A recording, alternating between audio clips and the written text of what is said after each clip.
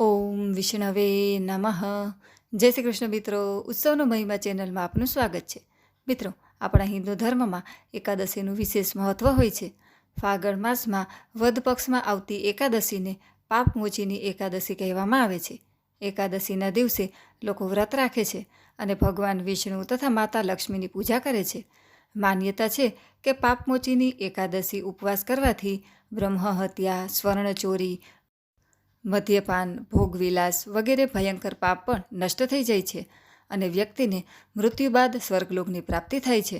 આ ઉપરાંત કુયોનિમાં મળેલ જન્મથી પણ છુટકારો મળી શકે છે, તેમજ પિતૃઓને મોક્ષ મળે છે. મિત્રો, આ વર્ષે પાપમોચીની એકાદશી 5 એપ્રિલે આવે છે. એકાદશીની તિથિની શરૂઆત 4 એપ્રિલે સાંજે 4:14 થશે, જ્યારે તેનું સમાપન 5 એપ્રિલે બપોરે 1:28 થશે. ભગવાન વિષ્ણુની પૂજા માટેનો શુભ સમય સવારે 7:41 થી 10:40 સુધીનો રહેશે. ઉપવાસનો સમય 6 એપ્રિલે સવારે 6:05 થી 8:37 સુધીનો રહેશે. મિત્રો, આ દિવસે કેટલાક ઉપાયો કરવાથી જીવનમાં સફળતાના યોગ બને છે. આર્થિક સ્થિતિ મજબૂત બની શકે. જેમ કે જીવનમાં સુખ સમૃદ્ધિ વધારો કરવા માટે એકાદશીના દિવસે પીપળાના વૃક્ષની પૂજા કરવી અને 1 લોટા જળની સાથે ખાંડ મિક્સ કરીને તેના મૂળમાં નાખી દેવું. ભગવાન વિષ્ણુ અને માતા લક્ષ્મીને પ્રસન્ન કરવા માટે એકાદશીની રાત્રે ભગવાન વિષ્ણુ સામે 9 દિવેટનો દીવો પ્રગટાવો. સાથે જ અન્ય એક અખંડ દીવો પણ પ્રગટાવો અને તેને આખી રાત પ્રગટેલો રહેવા દેવો. બિઝનેસમાં લાભ થાય તે માટે 11 ગોમતી ચક્ર અને 3 એકાક્ષી નાળિયેર ભગવાન વિષ્ણુના મંદિરે ચઢાવવા. પૂજા બાદ ગોમતી ચક્રને પોતાની સાથે ઘરે લઈ આવવા. પીળા રંગના કપડામાં બાંધીને ઓફિસ કે બિઝનેસના સ્થાન પર મૂકવા. મિત્રો, એકાદશી પર અમુક કાર્ય ન પણ કરવા જોઈએ. જેમ કે એકાદશીના દિવસે કોઈની ટીકા ન કરવી જોઈએ અને બીજાનું ખરાબ પણ ન બોલવું જોઈએ, કારણ કે એમ માનવામાં આવે છે કે આવું કરવાથી વ્યક્તિ પાપનો ભોગ બને છે અને ભગવાન વિષ્ણુ નારાજ થાય છે. તેમજ આ દિવસે ગુસ્સો ન કરવો જોઈએ, ખોટું પણ ન બોલવું જોઈએ. એકાદશીના દિવસે દાંતણ કે મંજનનો ઉપયોગ ન કરવો જોઈએ.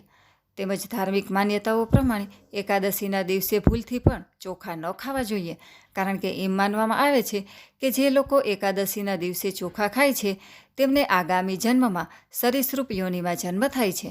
અને જે લોકો એકાદશીના દિવસે વ્રત ન કરતા હોય તેમણે પણ આ દિવસે ચોખા ન ખાવા જોઈએ. મિત્રો, પાપમોચીની એકાદશીની પૂજા કર્યા બાદ સાધકે આ એકાદશીની વ્રત કથા જરૂર સાંભળવી જોઈએ. પાપમોચીની એકાદશીની વ્રત કથા આ મુજબ છે. પ્રાચીન સમયમાં ચિત્રરથ નામનું એક રમણીક વન હતું. આ વનમાં દેવરાજ ઇન્દ્ર, ગંધર્વ કન્યાઓ અને દેવતાઓ વિહાર કરતા હતા. એકવાર મેઘાવી નામના ઋષિ ત્યાં તપસ્યા કરતા હતા. ઋષિ શિવ ઉપાસક હતા. એક વખત કામદેવે મંજુ ઘોષા નામની અપ્સરાને મુનિના તપનો ભંગ કરવા માટે મોકલી.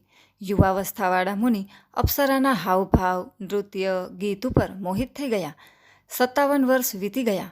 એક દિવસ મંજુ ઘોષાએ દેવલોક જવાની રજા માંગી. એની આજ્ઞા માંગવાથી મુનિને ભાન આવ્યું અને આત્મજ્ઞાન થયું કે મને આ રસાતલમાં પહોંચાડવાનું એકમાત્ર કારણ મંજુ ઘોષા જ છે. ક્રોધિત થઈને મુનિએ મંજુ ઘોષાને પિશાચીની બનવાનો શ્રાપ આપ્યો. શ્રાપ સાંભળીને મંજુ ઘોષા ધ્રુજવા લાગી અને ધ્રુજતા પોતાની મુક્તિનો ઉપાય પૂછ્યો. ત્યારે મુનિએ તેમને પાપમોચીની એકાદશી વ્રત કરવાનું કહ્યું અને પછી તે પોતાના પિતાના આશ્રમે ગયા. પુત્રના મોઢેથી શ્રાપ દેવાની વાત સાંભળીને ચ્યવન ઋષિએ પુત્રની નિંદા કરી અને એને પાપમોચીની એકાદશીનું વ્રત કરવાની આજ્ઞા આપી. વ્રતના પ્રભાવથી મંજુ ઘોષા અપ્સરા પિશાચીનીના દેહથી મુક્ત થઈને દેવલોકમાં ચાલી ગઈ. અર્થાત જે કોઈ મનુષ્ય વિધિપૂર્વક આ વ્રતને કરે છે એના બધા પાપોની મુક્તિ નિશ્ચિંત બને છે. અને જે કોઈ પણ આ વ્રતના મહાત્મ્યને વાંચે અને સાંભળે છે એને બધા સંકટોથી મુક્તિ મળે છે અને પાપનો નાશ થઈને પુણ્ય ફળ મળે છે. એવું આ એકાદશીનું મહત્ત્વ છે. તો મિત્રો, આજના વિડીયોમાં આપણે પાપમોચીની એકાદશી ક્યારે આવે છે, તેનો શુભ સમય, પારણાનો સમય, મહત્ત્વ, વ્રત કથા, આ દિવસે શું ન કરવું જોઈએ તથા બિઝનેસમાં પ્રગતિ અને જીવનમાં સુખ સમૃદ્ધિ માટેના ઉપાયો વિશે વાત કરી. વિડીયો પસંદ આવે તો લાઇક શેર કરી કોમેન્ટમાં જય શ્રી વિષ્ણુ જરૂરથી લખજો. અને અમારી આ યુટ્યુબ ચેનલ જો તમે પહેલીવાર જોઈ રહ્યા હોય તો સબસ્ક્રાઈબ જરૂરથી કરજો. સર્વે ભક્તોને મારા જય શ્રી કૃષ્ણ.